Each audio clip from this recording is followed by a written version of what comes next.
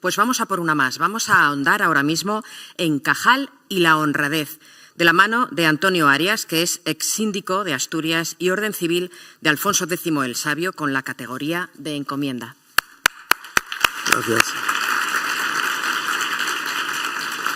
Bueno, realmente, como ustedes se imaginan, los científicos, acostumbrados a los retos intelectuales, y como los deportistas, el papel del dinero pues es un papel secundario. Berta nos acaba de comentar ahora lo importante que fue para don Santiago esa primera visita a Alemania y la presentación de sus trabajos, que le abre toda la puerta de toda la comunidad científica internacional y sobre todo la comunidad científica alemana, que es la que le apoyará y será decisivo para su premio Nobel. Pero bien, el dinero que en su casa administraba su señora Silveria, y que tan importante fue aquella alcancía donde guardaba los ahorros para esa primera visita, tan importante que quiero destacar, el dinero era secundario. Tenemos 3 anécdotas que lo corroboran, pero también otra que nos demuestra su importancia, ¿no?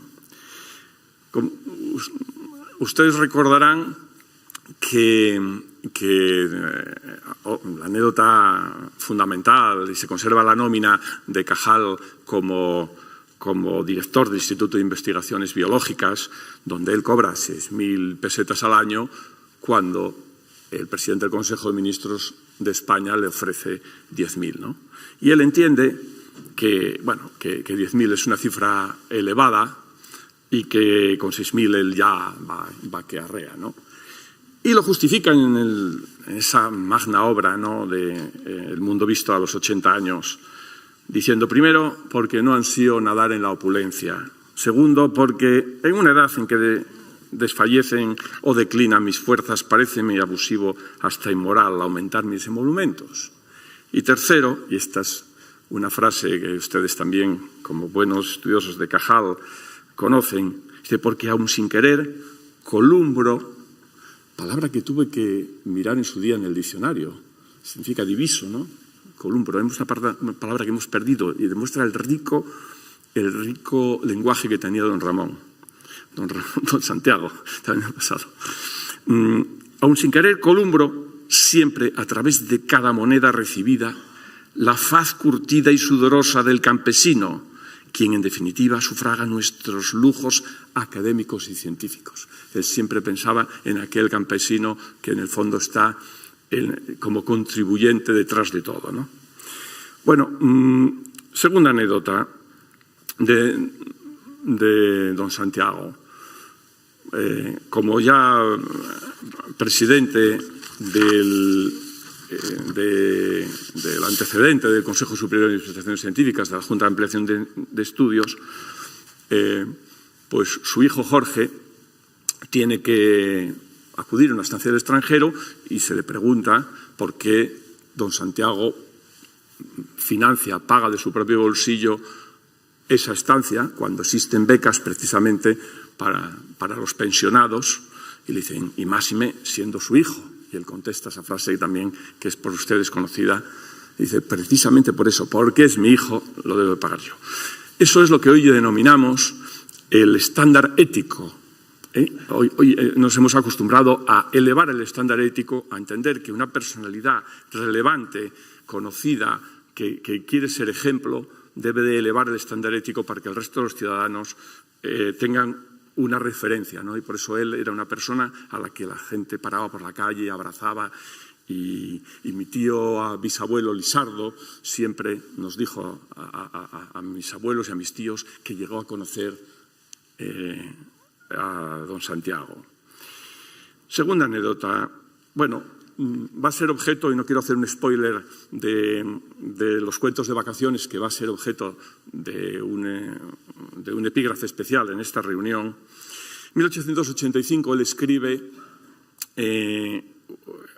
lo que hoy llamaríamos los relatos salvajes, ¿no? Esa oscarizada película, y que en definitiva son una serie de cuentos que tienen en común pues el autor y un poco una determinada mentalidad o la búsqueda de la reflexión, ¿no?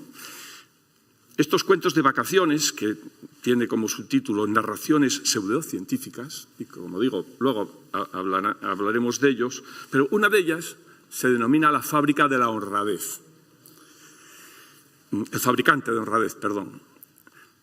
Y que él escribe en 1885 y que tardará 20 años en publicar. Quizás porque algunos de los contenidos o de las conclusiones puedan no ser del todo bien entendidas, por alguna razón él las retrasa. Y en este del fabricante de la honradez es un tema realmente bonito, es lo que hoy llamamos ciencia ficción. Mucha ciencia que respalda el relato, tiene una base científica, pero no es sustentable en su totalidad. Un doctor, un médico rural, llega a un pueblo con un nombre curioso, ¿no? Donde los aldeanos que allí vivían se llevaban todos muy mal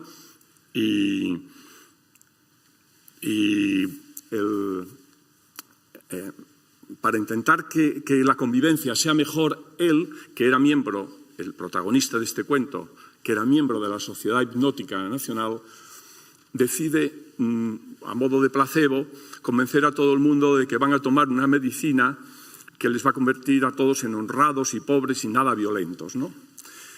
Bueno, después de un poco lo que cuenta en esa narración corta, es que, fruto de eso, el pueblo se vuelve aburrido, efectivamente desaparecen las peleas entre los vecinos, las casas del lenocinio pues ya no son tan concurridas y él reflexiona que debemos de volver a la situación anterior y les da otro nuevo placebo para demostrar que vuelven otra vez a la normalidad y que desaparecen los efectos de la fábrica de honradez, en este caso, de convertirlos en todos en hombres probos y de conducta correctísima, como dice. Y dice, bueno, ¿y por qué lo tengo que hacer? Comenta el autor del relato, perdón, el autor de la memoria que sirve de fundamento para el relato. Dice, porque al final el mal es necesario. Es necesario, y claro, es políticamente difícil esto de explicar, ¿no? Debe de convivir con nosotros porque nos permite rebelarnos contra la injusticia, porque sin esa energía pueden producirse situaciones indeseables y de alguna manera el papel de la ciencia, y esto es relevante, es estar al lado del sufrimiento para dulcificar los efectos del mal, pero no vamos a poder nunca erradicarlo de la naturaleza humana. Bueno, y termino con esto un poco reconociendo que esta personalidad que nos ha traído aquí, de don Santiago, efectivamente es una personalidad curiosa, ¿no? Porque para haber pasado tantas horas en el microscopio, para haber pasado tantas horas concentrados en una sola tarea, que nos haya dejado tantas reflexiones en tantas áreas que puedan ser objeto de debate y de aprendizaje y de ejemplo para el resto de las generaciones futuras, no deja de sorprenderme, ¿no? Aquello que llamaban del zorro y el erizo, ¿no? El zorro sabe muchas cosas, el erizo sabe una sola cosa y concentra su vida solo en una sola cosa, ¿no? Entonces, bueno, la polémica entre el zorro y el erizo de qué es mejor, en un momento en el que la especialización es una exigencia y nos concentramos tanto en estudiar una determinada faceta, en este caso de la ciencia, nos olvidamos todo lo restante, toda la vida social, todo lo que podemos aprender como ejemplo al resto de los conciudadanos que nos siguen, y no deja de sorprenderme que haya sido un científico tan concentrado en su trabajo, el que haya podido cultivar tantas áreas tan bien y nos haya dejado tanto ejemplo. Nada más y muchas gracias.